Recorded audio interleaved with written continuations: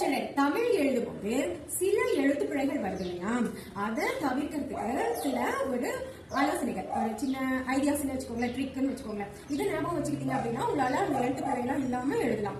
First நீங்க என்ன பண்றீங்க அப்படின்னா, உயிரெழுத்துக்கள் இருக்கு இல்லையா, அதை வார்த்தையோட நடுவுல போடுறீங்க. அந்த மாதிரி உயிரெழுத்துக்கள் எப்பவுமே வார்த்தைகளுக்கு நடுவுல வராது. உயிரெழுத்துக்கள் ஒரு வார்த்தையில முதலாவதா தான் வரும். இப்போ ஒரு எடுத்துக்காட்டுக்கு சொல்றேன் பாருங்க. மயில் நான் எனக்கு டிக்டேட் பண்ணேன் அப்படின்னா மயில் அப்படின்னு எழுதிட்டீங்க. தெய்வம்னு சொன்னேன் இல்லையா, நீங்க என்ன பண்ணீங்க, தே இ வா இம் இப்படி எழுதிட்டீங்க ஒரு 2 பேர். சரியா?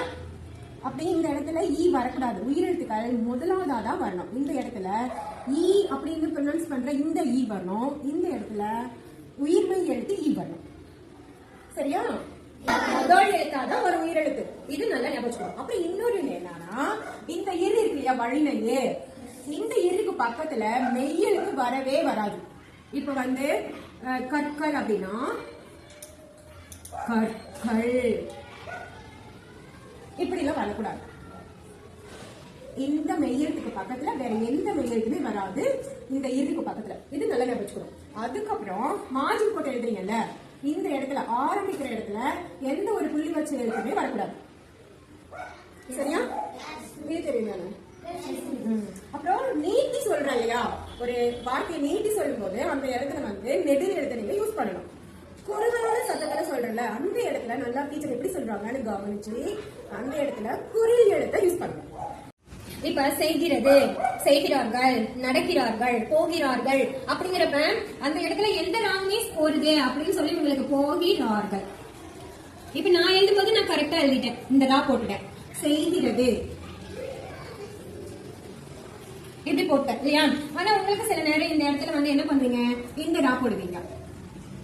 விகரியில வந்து கிரு, கிரார்கள், கின்றார்கள் அப்படின்னா இந்த ரா மட்டும் தான் வரும்.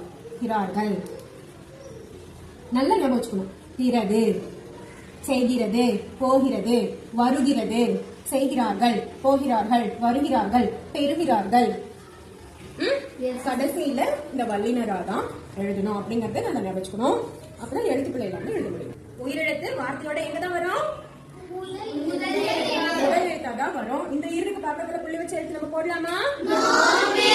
ஓகே. இது நடுவுல வர ஈக்கெல்லாம் உயிர்மை எழுத்து வரணும், இல்லைன்னா புள்ளி வச்ச மெய் எழுத்து வரணும். ஓகேவா? சின்ன சின்ன மிஸ்டேக்ஸ் தான், சரி பண்ணிட்டோம்னா ஃபுல் மார்க் வாங்கணும். என்ன ரோகி? அன்னையும் தெய்வம் படிங்க.